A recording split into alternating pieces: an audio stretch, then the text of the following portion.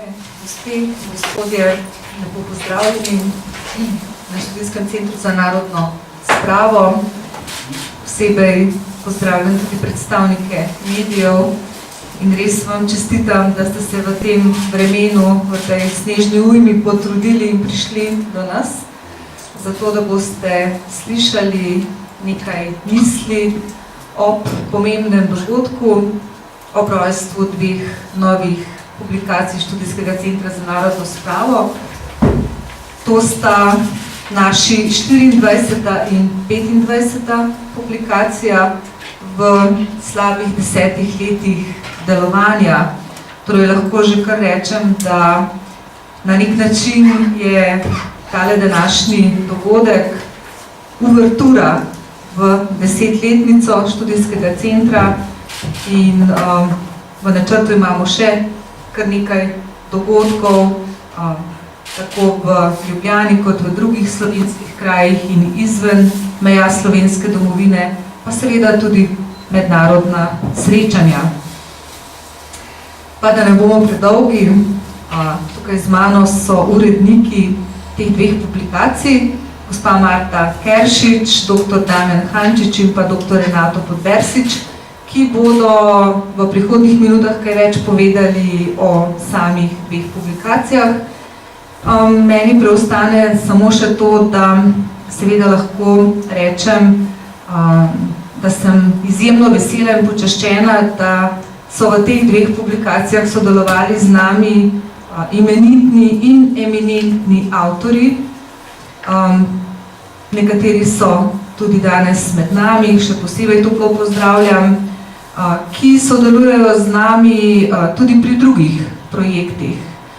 In tako naj posebej izpostavim zgodovinsko društvo Škofja Loka, s katerimi imamo vzpostavljeno imenitno sodelovanje in je v tem zborniku prispevkov prispevalo kar velik delež, obenem pri razstavi, pri samem znanstvenem posvetu decembra 2016, tako da mi preostane to, da zaželim društvu res vse dobro, čestitke tudi ob vaši 80-letnici, ki ste jo praznovali v prejšnjih mesecih in vam seveda zaželim še najmanj enkrat toliko oziroma čim boljše delovanje.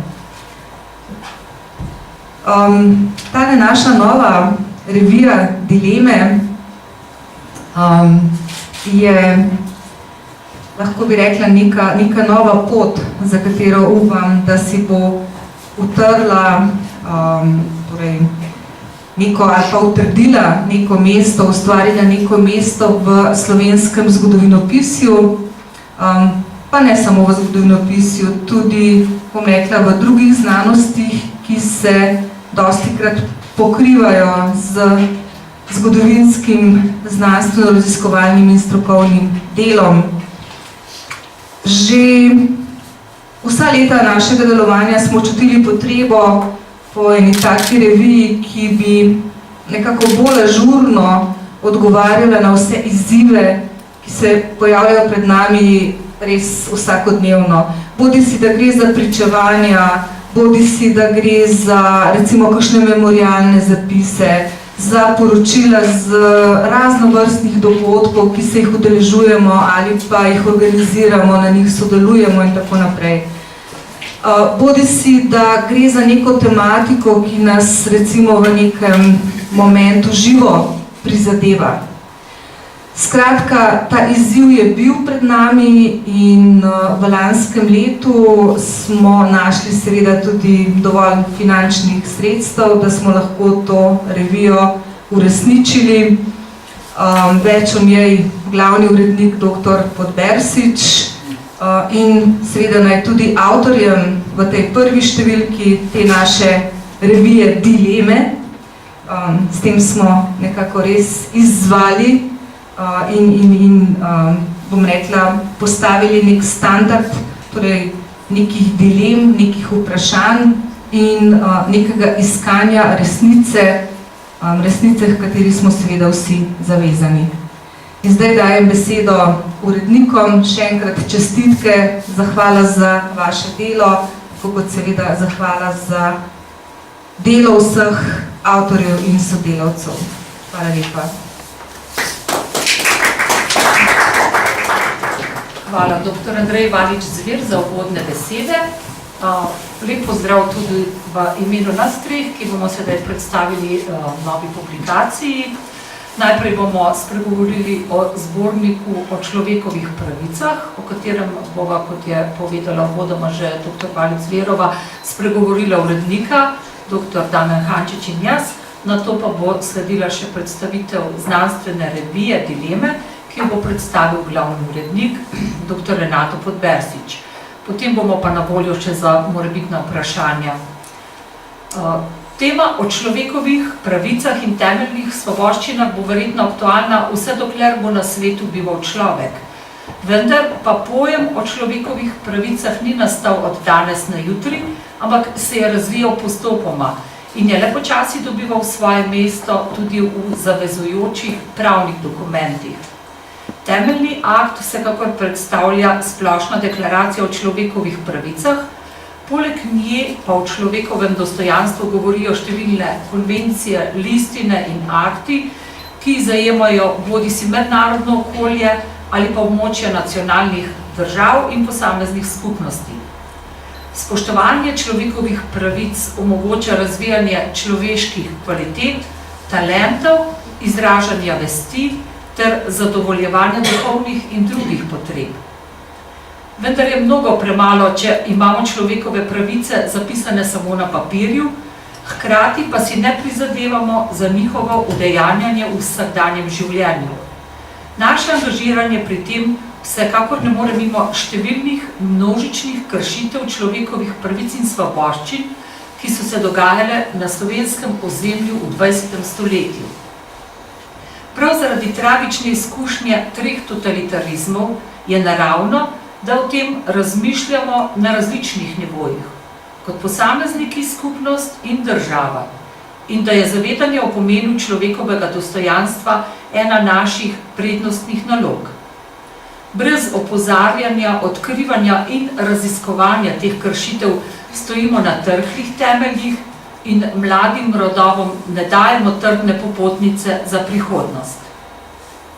Več kot 70 let mineva od boleče zgodovine, ki je slovenskemu narodu zaradi tuje okupacije in komunistične revolucije zadala hude udarce. Dediščino preteklosti smo podedovali in jo nosimo s seboj. Dolžni smo, da se z njo soočimo, jo poimenujemo s pravimi besedami in se jasno izrečemo o kršitvah nad človeštvom. Na Študijskem centru za narodno spravo smo ob 10. decembru, mednarodnem dnevu človekovih pravic, do sedaj organizirali že mnogo dogodkov. Eden od njih je potekal decembra 2016 v Škofji Loki.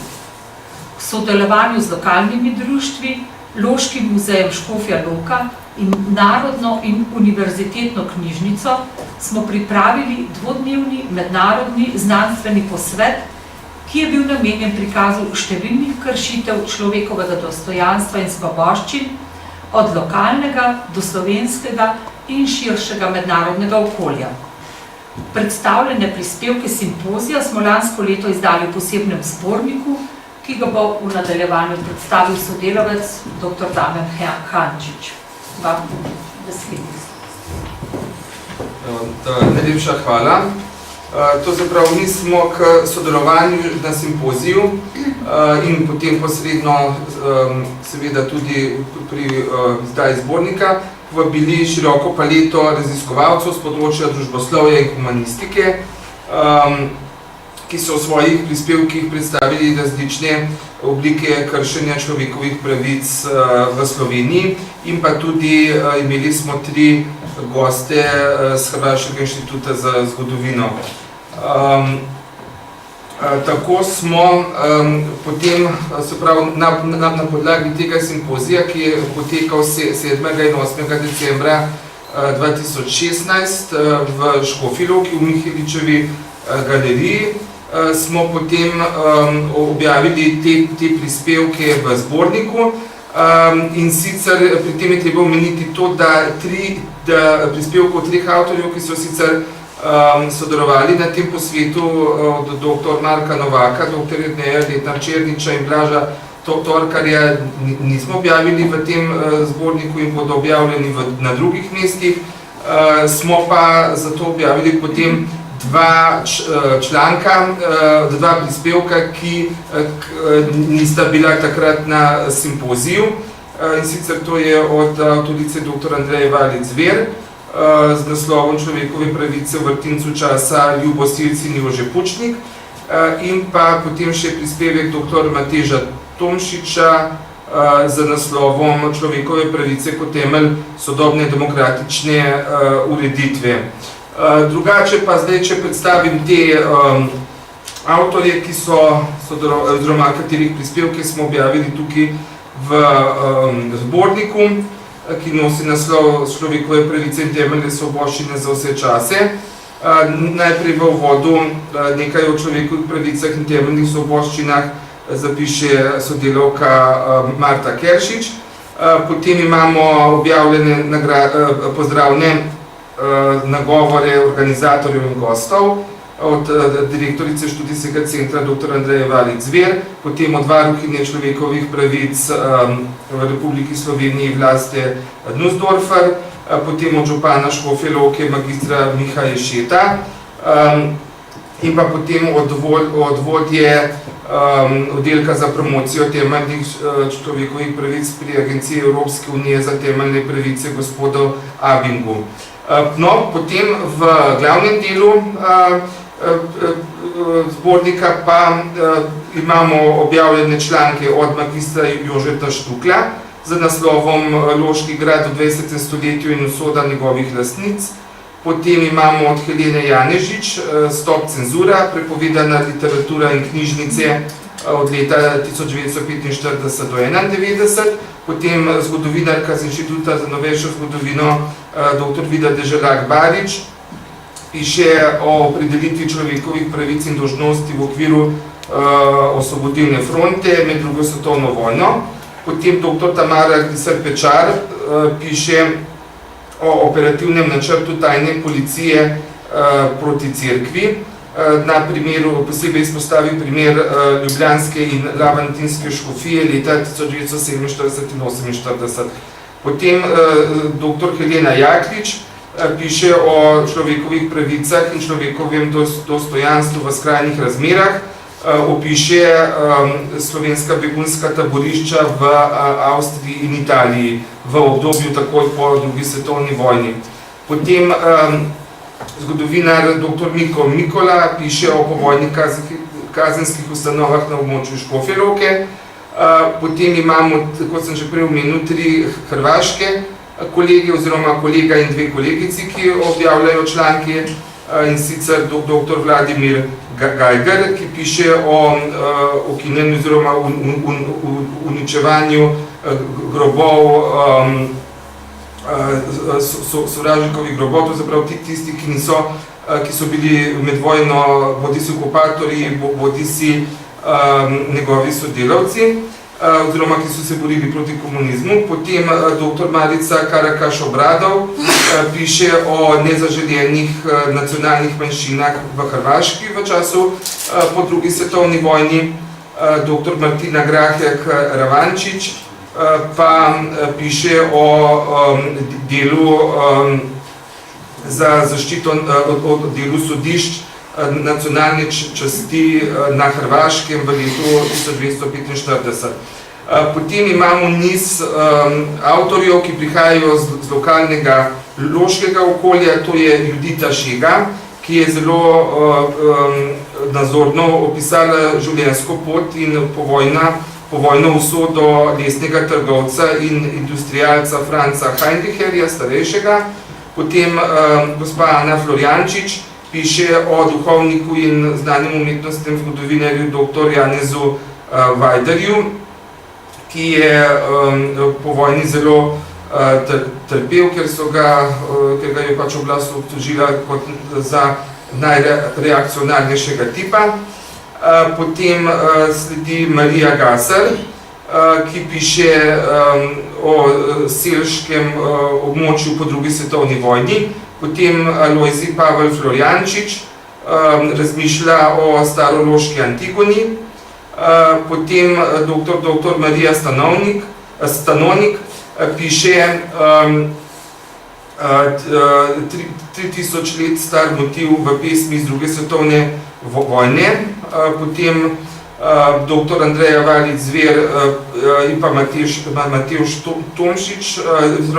Ta zbornik zaključujemo z dvema člankama, pa ima ta, kot sem že prej omenil, dr. Andreja Valič-Zver Človekove pravice v vrtincu časa, piše o Ljubu Sircu in Jožefu Pučniku, in dr. Matevž Tomšič o človekovih pravicah kot temelju sodobne demokratične ureditve.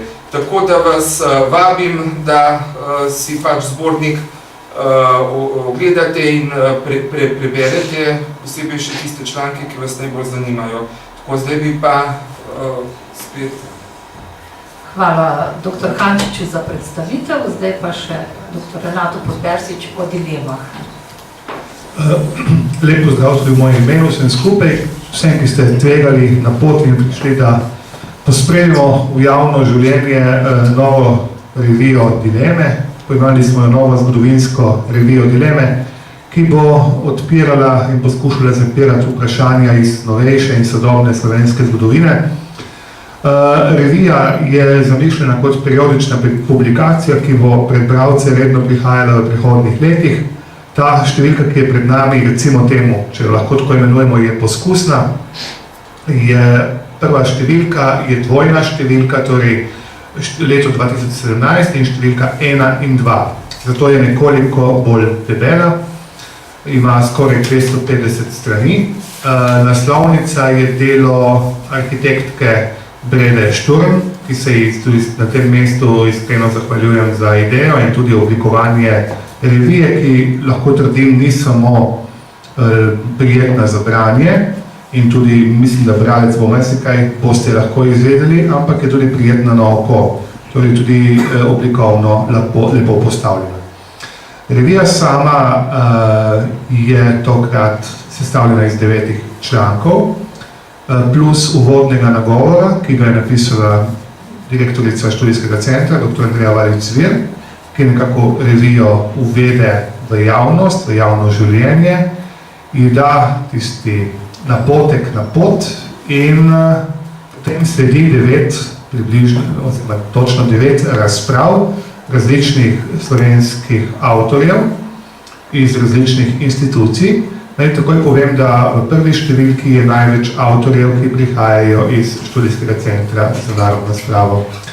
In sicer 6, potem pa še 3, recimo temu zunanje, oziroma bom tako rekel, gre za 6 izvirnih člankov, potem je pa še prispevek, kjer gre za objavo vira, o tem nekoliko več kasneje. Tako da pravzaprav prispevke vsega skupaj plus nagovor je 11. Sama revija bo poskušala odpirati tematike, ki so bile nekoliko manj obravnavane v drugih slovenskih periodičnih revijah. Tukaj ne želimo biti konkurenca nikomur, poskušamo samo z jasno besedo stopiti na prostor, ki se zdi prazen, ki se je zdel prazen, ob vsem dolžnem spoštovanju do številnih drugih, lahko rečemo številnih, ali pa prenekaterih drugih slovenskih revij in časopisov, ki so na strokovni ravni ali pa tudi poljudni ravni ta prostor že zasedali in ga si lahko upravičeno lastijo, recimo to aureolo poskusa premakniti nekaj na slovenskem memorialnem področju. Tukaj bi zlasti pozdravil in omenil revijo Zaveza in njenega urednika, kolego Lenarta Riharja. Če gremo kar k vsebini sami naše prve številke, oziroma prve dvojne številke revije Dileme, v članek je uveden nekoliko daljši članek, namenoma smo ga pustili nekoliko daljšega, ker ga ne bi mogli razbiti na dva dela, bi izgubil svojo svežino in tudi svojo pripovedno moč. Napisal ga je dr. Igor Grdina, naslov je Revolucionarji, zavezniki in sopotniki in govori dejansko o bistvu, vsebini in izvedbeni ravni priprave svetovnih revolucij skozi komunistične oči. Torej, kako so revolucionarji pripravljali oblast, tlakovali pot revoluciji in kaj so potem storili oziroma naredili se svojimi sopotniki v tem revolucionarnem početju. Članek je nekoliko dolg, nekoliko, bomo rekli temu, predolg za revijo Dileme, ampak smo ga z veseljem objavili prav zaradi preomenjene pripovedne in tudi znanstvene vrednosti. Potem drugi prispevek je delo kolege dr. Damjana Hančiča, govori o medvojnem revolucionarnem nasilju v slovenskih pokrajinah različnih in z študijsko primerjavo posameznih pokrajin, zlasti v srednje Slovenije, Gorenjske in Primorske, poskuša poskazati razlike in podobnosti. Sam sem v reviji Dileme prispeval članek o seznamu žrtev revolucionarnega nasilja na severu Primorske. To pomeni na območju Zgornjega Posočja in Idrijsko-Cerkljanskega območja. To pomeni na tleh današnjih 5 občin, Idrija, Tolmin, Kobarid, Bovec in Cerkno, sem preštel, gre za poskus preštetja vseh žrtev poimensko, ki so jim smrt zakrivili pripadniki partizanskega gibanja. Več o tem ne bom povedal, ker drugače revije ne boste vzeli v roke. Naslednji prispevek je pripravil kolega dr. Jože Dežman v svojem značilnem slogu z naslovom, je pripravil prispevek z naslovom Tabuji padajo, učimo se dialoga.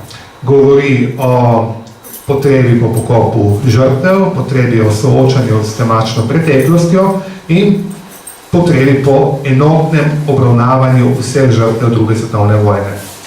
Potem gremo v tako imenovali majhen, recimo temu pravni sklop, kjer dr. Tamara Griser-Pečar v svojem značilnem slogu opiše značilnosti revolucionarnega sodstva in uzurpacijo recimo temu partizanske strani med drugo svetovno vojno na pravosodnem področju. Ta, recimo temu pravosodni sklop se nadaljuje z prispevkom dr. Mateje Čoh in sicer detaljno obravnava tudi s posameznimi primeri, narejeno na arhivskih virih, delovanje sodišča Slovenske narodne časti, predvsem na področju propagande. Potem kolegica Neža Strajnar je pripravila prispevek o vzrokih za izseljevanje iz Primorske v Italijo po drugi svetovni vojni, torej gre za čas po pariški oziroma pariški mirovni pogodbi in londonskem memorandumu in dogajanje podkrepljeno z arhivskimi viri in osebnimi pričevanji, zakaj so se posamezniki odločali za italijansko državo, torej odhod iz domovine. Potem kolegica dr. Jelka Piškovič med preteklostjo in sedanjostjo govori o spominih na socializem, predvsem v luči ustnih virov. In ta sklop, ta del strokovnih oziroma znanstvenih prispevkov zaključuje kolegica Mirjam Dujo-Jurjučič z zelo zanimivim prispevkom, ki prvič obravnava to tematiko, vsaj na recimo temu znanstvenem nivoju, problematiko sicer o tako imenovanih zasedenih stanovanjih.